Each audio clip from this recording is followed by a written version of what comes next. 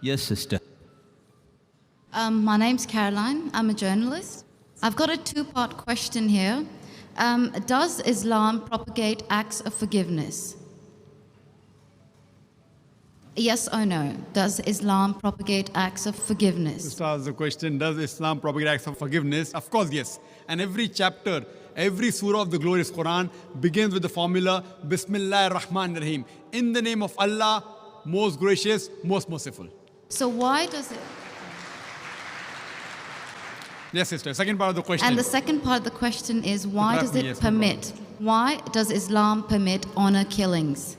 Honor killing? Yes. What do you mean by honor killing, sister? Honor killing, the right to avenge your brother's blood in the name of Allah.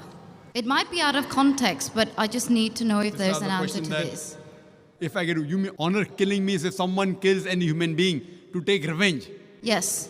That's what you mean? Yes, because I've read a few books, and a lot of the times people have said that they are allowed to kill their brother or to kill somebody else because their brother has been killed by another human being. This was also a good question, that if Islam propagates act of forgiveness, why does it permit honor killing? Yes. Why does it permit? That's a very good question. Sister, if you analyze this mention in the Quran, in Surah Baqarah, chapter number 2, verse number 178, the had penalty, the punishment of death, on the basis of qisas. And Allah also says in the Quran, in Surah Maida, chapter number 5, verse number 32, if anyone kills any other human being, whether it be Muslim or non-Muslim, unless it be for murder or for creating mischief in the land, it is as though he has killed the whole of humanity. So as a general rule, if any human being kills any other human being, it is as though he has killed the whole of humanity, except under two circumstances. Unless it is for murder or for creating mischief in the land. Now, there are two exceptions where Islam gives permission where you can kill any other human being. Number one is, if that person has committed murder, which comes in your scope of question, honor killing. Number two is if he is creating fasad, corruption in this land.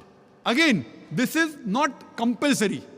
If someone kills someone, it's not compulsory he has to be killed. Islam also says that if the relatives of the person who has been killed, if they take blood money, if they forgive the killer, that person who has killed can be forgiven. But under normal circumstances, if he's killed someone and if I want death on that, because for death, again the punishment is death. Like as it's mentioned earlier in the early scriptures, even in the Bible, an eye for an eye and a tooth for a tooth, it keeps on continuing. Here what we realize, that suppose I know of a human being who's killing other people, innocent human being. If I don't kill him, he will keep on killing other human beings. So that law is not only in Islam, it's the law of most of the countries. That if homicide is done, if someone has murdered someone, in many countries, he should be put to death or there's life imprisonment. Even in Islam, that if he's killed someone, if required, he can be killed. But the relatives of the person even can forgive the person, if they want. If they want, they can forgive the murderer. But if they want that he should be put to death, then he'll be put to death. And the second case where a person can be killed is if he's causing corruption in the land. For example, if someone is committing rape. Now rape is nothing but causing corruption in the land. So in this case, that person should be put to death. Because the sin is so heinous. It is such a big crime that there is no other punishment but death penalty. And I've asked this to many non-Muslims, that God forbid, if someone rapes your mother, and if you are made the judge, and if the rapist is brought in front of you, what punishment will you give him? And 100% of the non-Muslim, they told me that we will put him to death. Some went to the extreme of saying we will torture him to death. So why these double standards? You know, in America, which happens to be one of the most advanced countries in the world, according to the FBI statistics, in 1990, every day on average, 1,756 cases of rape took place. According to 1996 statistics, US Department of Justice, every day 2,713 cases of rape took place. 1990, 1,756. 1996, 2,713. Maybe the Americans got more bold. That means every 32 seconds, one rape is taking place in America. We are here in this auditorium for the past about 3 hours. Already more than 300 rapes may have taken place in America.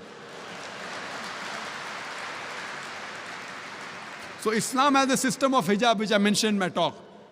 That when a man looks at a woman, he should lower the gaze. The woman should follow the Islamic hijab, which I mentioned earlier. After that, if any man commits rape, he gets capital punishment. Even the American law says that 7 years rigorous imprisonment for a rapist, but most of the time he's let free. So when you ask even a non-Muslim, what punishment will you give? 100% say will put him to death. There was one American who was a smart aleck. In America, he told me, Brother Zakir, first I will give him 5 years rigorous imprisonment.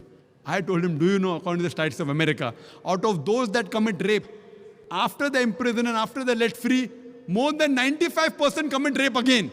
So if you want your daughter and your mother to be raped again, you're most welcome. I don't want that. So he said, if that's the case, in the first time itself, I put him to death. So in such cases, where there's corruption of land like rape, etc., Islam gives permission, death penalty can even be given for that case. Hope that answers the question, sister.